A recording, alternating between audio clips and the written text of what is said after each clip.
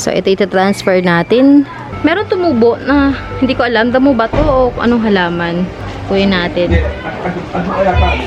Ay, naputol!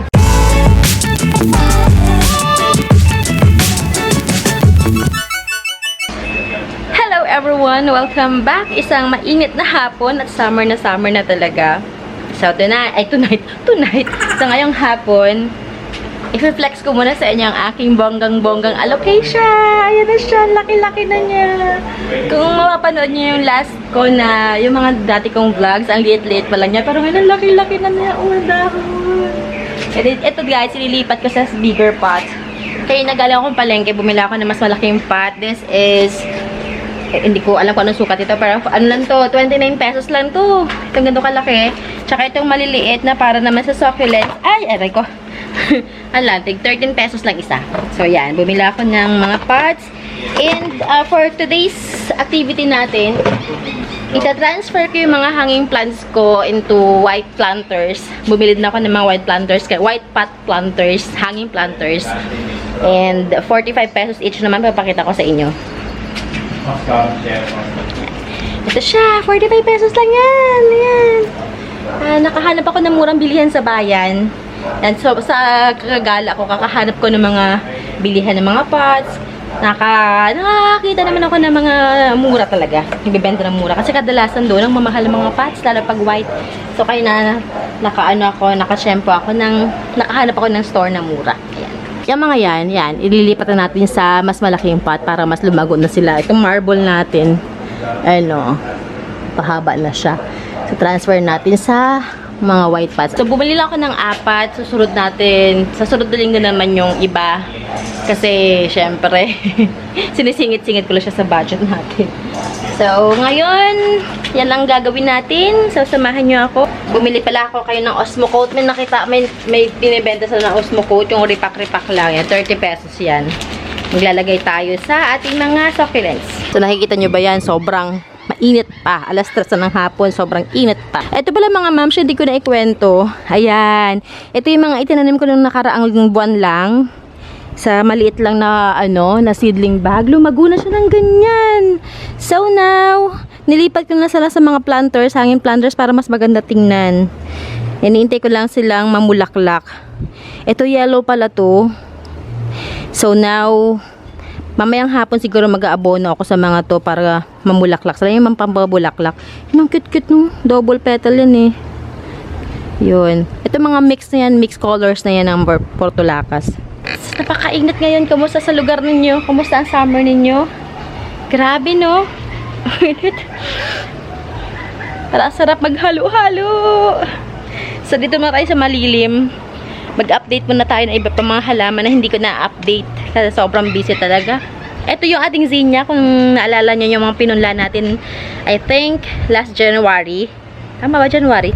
Yung mga pinunla nating zinnia. Ito na, konti lang talaga yung aking naagaw, ang aking na-save sa mga daga at saka sa, ano ba tawag yung parang, parang linta sa lupa. Yun, ang kadalasan kumakain sa mga zinnias ko. So, ito na sila, yung mga zinnias natin. At ilang piraso lang ito nilipat natin sa, mas malaking pot, sa plastic na pots natin. Ayan, may bulaklak na yung iba. Ito, I think it's white. Ito is pink. Ito, hindi ko alam kung anong color. Ito, orange. Ito rin, parang white yata ito. So, hintay. Ayun, may mga leaf miners, oh. Kinakain. Diba, nakakairita? Yan. Sino nakakaalam sa inyo kung paano mag-treat ng mga leaf miners? Ayun, kawawa yung dahon. Ayoko namang ikat. Kasi papangit sila pag kinat. Nakakalbo. Pero may nagsabi sa akin kasi na ikat ko daw. Mamaya nga, try ko ikat. Yan, sayang kasi. Ayan. And then, ito yung iba ating halaman dito sa harapan. Ito yung ating, ano nga ito ulit? Kalendula. Ayan na siya, kalendula. Yung mga kalendula yan. Yung iba nating zinnia nandito. Iba, yung, dito walang leaf miners. Buti pa dito. I-transfer ko, ito naman, yan. Ito na lang yung area ko kasi may tao na dito sa kabila. So, minove ko na yun. Mga halaman natin, binawasan ko na yung iba. And ating sunflower na multi-head. Ayan na. Ayan, ating sunflower. Ayan, ang ganda na sunflower natin. May multi-head pala ito. Ang dami niyang mga buko ng bulaklak. At ang tangkad niya. Ayan, ganyan siya katangkad. Ayan, ang ating mga halaman sa harapan ngayon. At yung ating feather duster. Ayan, ang ating feather duster. Ang laki-laki na niya. Para silang pink. Tapos red. Tapos ito mga, ano to, zinnias to. Pinunla ko dyan. Okay, so let's start na ng ating February plan. Aba, may tumubong fern. Ayan na, may tumubong fern dito sa aking photos. Kaloka. So, transfer natin to para may lipat na natin doon. Yan, 4 sila muna. So, ito transfer natin. Yan yung 4 na yan. Yung ating golden photos at ang ating marble queen. This is the marble queen. Ano muna tayo dito? Mag-prepare na tayo ng ating pots.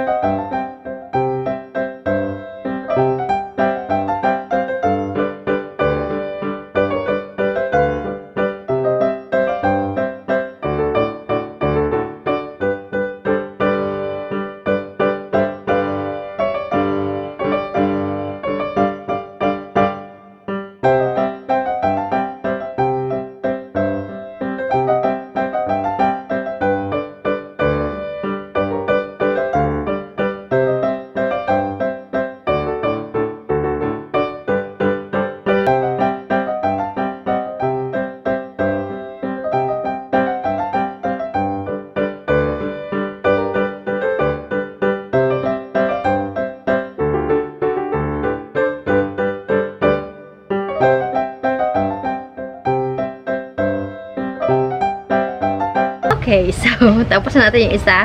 So, 3 pa. Ang ganda niya talaga pag nasa white, no? Ang ganda, oh. Sabit na natin to. Okay, so, last na.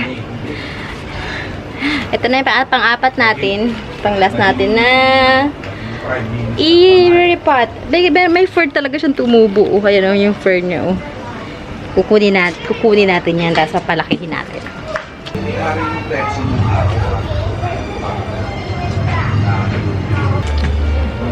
Meron tumubo na hindi ko alam, damo ba to o anong halaman.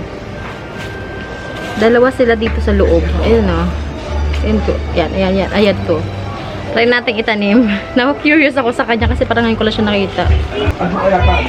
Ay, naputol. Subukan. Pero parang feeling ko tamulan to. Ginagawa ko yung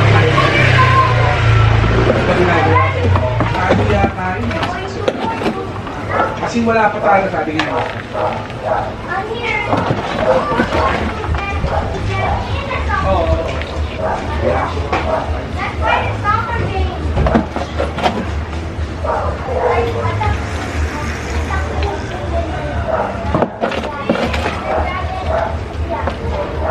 Sabi pa niya doon. Naalala ko pa. Ito pa rin yung Ako cooperative.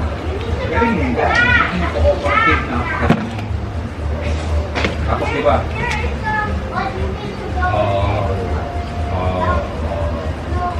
Tapos Okay, so tapos na tayo. Sabit na natin. Ito na yung last. Ito yung marble photos. saan natuloy yung palengke? Ganda no? Ganda talaga pag naka-white. Takas makapang mayaman. Sabit na natin. Ayan na ang ating finished product. Oh, ang ganda tingnan. Naka-white pot. Ang ganda naman nila. Ayan na.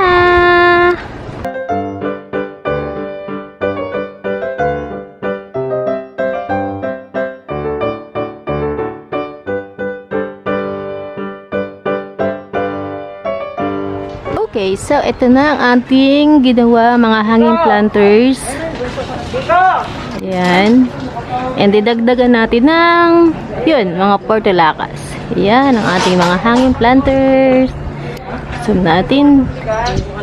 Ito. Wala pang flowers yung iba.